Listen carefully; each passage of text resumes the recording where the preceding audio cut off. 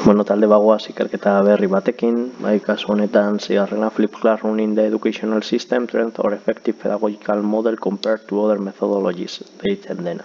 Hau, Educational Technology and Society aldizkarian argitaratuta. Suposatzen du ja aldez aurretik landuta daukagula Flip Classroom metodologiaren prozedura bai nola aplikatzen den, zer den, oinarri pedagogikoak zeintzuk diren, eta bar. Ikerketa honen bidez, aztertzen dena bada, hain zuzen ere, Flip Classroom metodologiaren eraginkortasuna etapa ezberdinetan, hezkuntza sistemako etapa ezberdinetan, bai. Horretarako egiten dena bada errebisio sistematiko bat. Eta kasu honetan errebisio sistematiko bat denez, egiten dena bada Flip Classroom metodologiaren eraginkortasunaz argitaratuta dagoen guztia, artikulu berdin batean biltzea. Artikulu honetan biltzen da argitaratuta zegoen guztia Flip Classroom eraginkortasunari buruz ikasleen errendimendu akademikoan.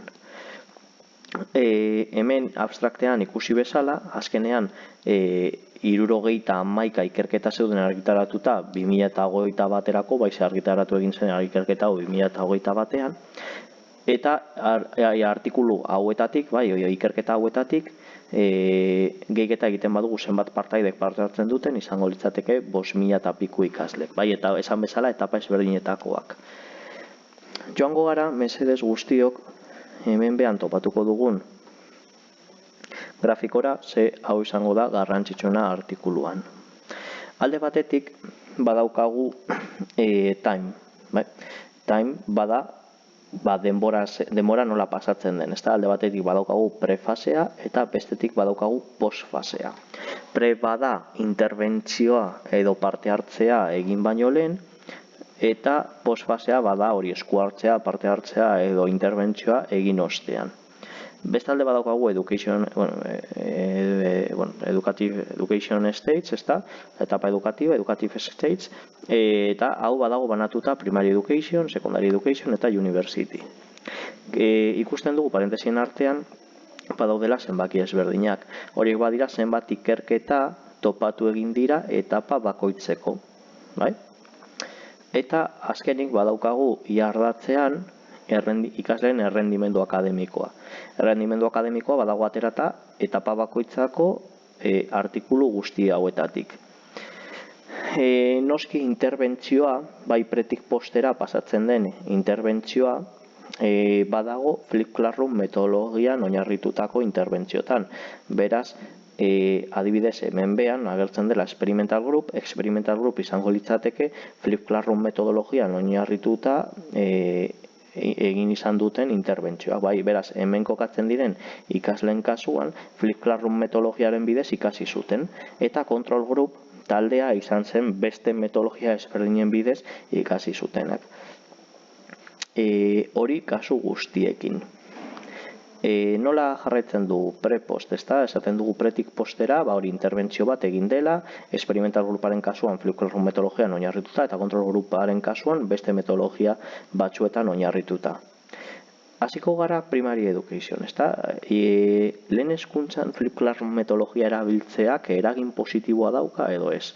Horretarako begiratzen dugu beko grafikatxo hau, eta ikusten dugu ikasleen errendimendu akademikoa pixka bat hobetzen dela, baina bi kasuetan, bi taldeak hasten dira leku berdinatik iaia, eta ikusten dugu hobekuntza basuak daudela bi taldeetarako, Beraz, hemen ikusten dugu p-balio bat ere, p-balio horiek adierazten diguna bada ea pretik postera ezberdintasun esanguratsuak egon direlin ikasleen emaitzetan edo note akademikotan. Gogoratzen badugu p-balioa 0,05 baino txikiagoa denean esaten genuen hobekuntzak estatistikoki esanguratsuak zirela, eta 0,05 baino altuagoa denean esaten genuen hobekuntzak ez zirela estatistikoki esanguratsuak. Kasu honetan, lehen hezkuntzako ikasleen kasuan ikusten dugu bi p-balioak badirela 0,05 baino altuagoak. Beraz, esan genezake lehen hezkuntzako ikasleen kasuan berdin diola Flip Classroom metodologiarekin, hori bada experimental group, lehen Flip Classroom metodologiarekin ikastea edo beste metodologia ezberdinekin ikastea, ze hobekuntza oso txikia da eta ez da estatistikoki esanguratsua. Beraz, berdin dio, ze metodologiarekin ikastea, ze ez dago hobekuntza esanguratsurik denboran zehar. Oso hobekuntza motza edo txikia da denboran zehar lehen hezkuntzan ematen dena metodologiaren ondorioz. Gero komentatuko ditugu datu hauen interpretazio, edo implikazioak. Jarraitzeko badaukagu secondary education, ez da, DBH-ko ikasleen kasuan. Hemen, kontrol gruparen kasuan, p-balioa bada 0,205 eta experimental gruparen kasuan bada 0,050.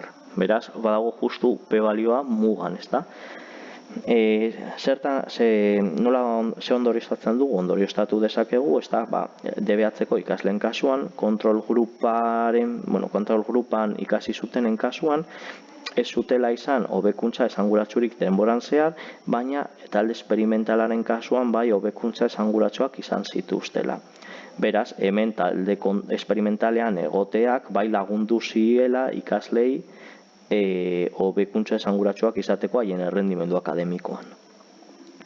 Baldin bagoaz unibertsitate mailara, bai justu hemen goian agertzen direnen kasuan, ikusten dugu talde kontrolean eta talde esperimentalean hobekuntza esanguratsu egon zirela bietan. Ikusten dugu bietan p-balioa 0,02 baino txikiagoa dela. Horrek adierazten duena bada bi taldetan prefasetik postfasera hobekuntza esanguratsuak egon zirela. Halere ikusten dugu experimental gruparen kasuan aldaparen inklinazioa pixka bat altuagoa dela. Beraz, naiz eta bi kasuetan unibertsitate mailan berdin dio flip classroom metodologiarekin ikasi edo ez ikasi, hobekuntzak egongo diren, badakigu flip classroom metodologia erabiltzen denean unibertsitate mailan hobekuntzak pixka bat hobeagoak direla ikasleen errendimendu akademikoaren aldetik. Zergatik pentsatzen dugu orduan flip classroom metodologia hobeagoa dela urteekin, ezta? Zergatik ikusten dugu DBH-ko ikasleen kasuan ja esanguratsua dela, bai pixka bat eragin positiboa daukala eta unibertsitate mailan ere eragin positiboa daukala, baina lehen hezkuntzako ikasletan ez dauka inongo eraginik. Ziur asko hau lotzen da ikasleen autonomiarekin. Pentsatu behar dugu flip classroom metodologiaren arrakasta bermatzeko ezinbestekoa dela ikaslearen autonomia eta ardura. Claro, zertarako, azkenean pentsatu behar dugu flip classroom metodologian, klasean lantzen zena bai alderdi teoriko horiek etxean landu behar direla orain flip classroom metodologiarekin.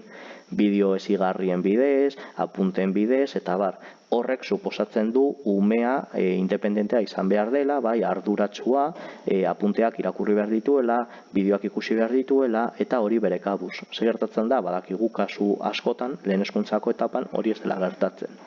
Baina gero egia da hori betetzen denean, bai alderdi teorikoa bermatzen dugunean, eskolaz kanpo lantzen dela, orduan bai klasean denbora gehiago erabiltzea alderdi praktikoak lantzeko, horrek bai eragin positiboa daukala ikaslekin.